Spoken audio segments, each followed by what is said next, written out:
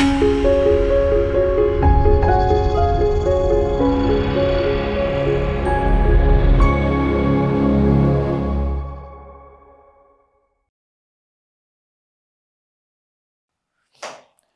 మాత్రం. నేను మీ journalist Navata. Welcome to R voice.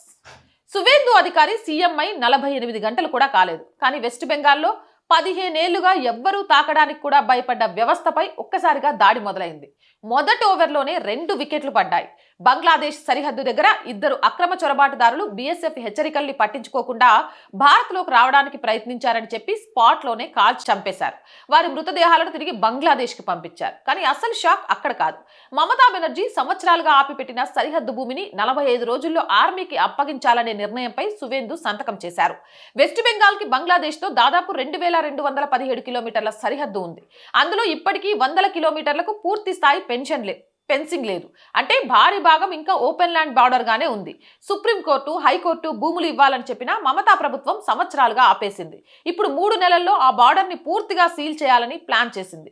అక్కడే బంగ్లాదేశ్ లో టెన్షన్ మొదలైంది. మాతో మాట్లాడకుండా ఇలా చేస్తారా, ఎలా చేస్తారు, బార్డర్లో కాల్పులెందుకు అంటూ స్పందనలు మొదలయ్యాయి. ఎందుకంటే ఫెన్సింగ్ పూర్తయితే క్యాటిల్ స్మగ్లింగ్, కోల్ స్మగ్లింగ్, అక్రమ చొరబాట్లు అన్ని దెబ్బతింటాయి కాబట్టి.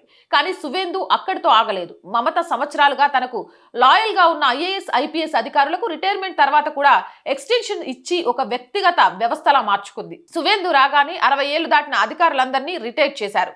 ఒక్క దెబ్బతో మమత పరిపాలన వలయాన్ని ఖాళీ చేశారు. ఇంకా బెంగాల్ అధికారులను ఇతర రాష్ట్రాలకు ట్రైనింగ్ కోసం పంపిస్తున్నారు.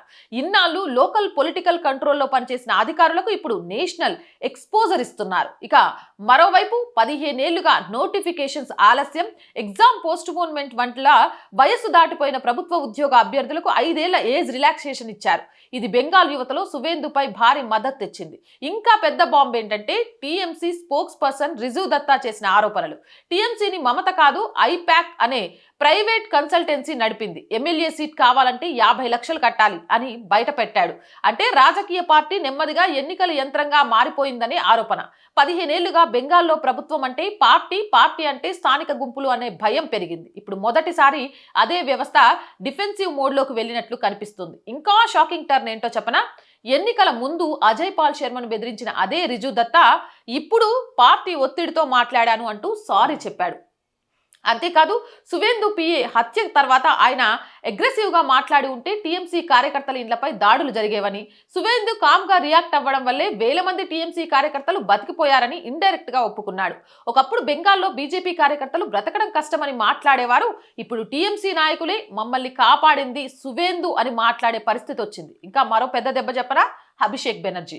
ఒకప్పుడు అమిత్ షాకే వార్నింగ్ ఇచ్చిన వ్యక్తి ఈయన ఇప్పుడు చాలా సైలెంట్ అయిపోయాడు. అభిషేక్ ఉన్న జెడ్ ప్లస్ సెక్యూరిటీని తొలగించారు. కోల్ స్మగ్లింగ్, క్యాటిల్ స్మగ్లింగ్ కేసుల్లో విచారణ వేగవంతం చేశారు. ఇప్పుడు అసలు విషయం ఏంటంటే వెస్ట్ బెంగాల్ రాజకీయాలు కేవలం ప్రభుత్వం మారిన కథ కాదు. ఇది బార్డర్ నియంత్రణ, జనాభా మార్పులు, స్మగ్లింగ్ నెట్వర్క్లు, రాజకీయ అధికార కలయిక, ఎన్నికల యంత్రాంగం, జాతీయ భద్రత ఇవన్నీ ఒకేసారి ఢీ కొట్టిన పరిస్థితి.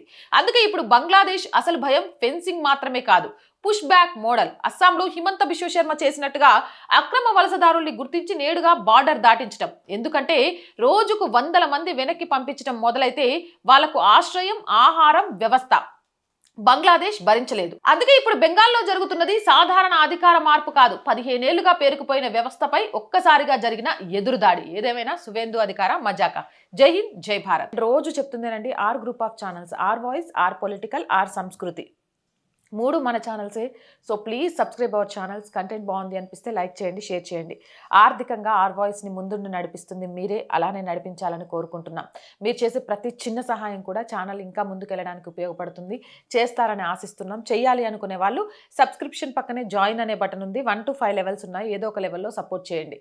లేదా స్క్రీన్ మీద గూగుల్ పే, ఫోన్పేతో పాటు అకౌంట్ డీటెయిల్స్ ఇచ్చాము. మీకు తోచిన సహాయం చేయడం ద్వారా ఈ ఛానల్ని నిలబెట్టడానికి పోరాటం చేస్తున్న మాకు అండగా నిలబడండి. జై హింద్, జై భారత్.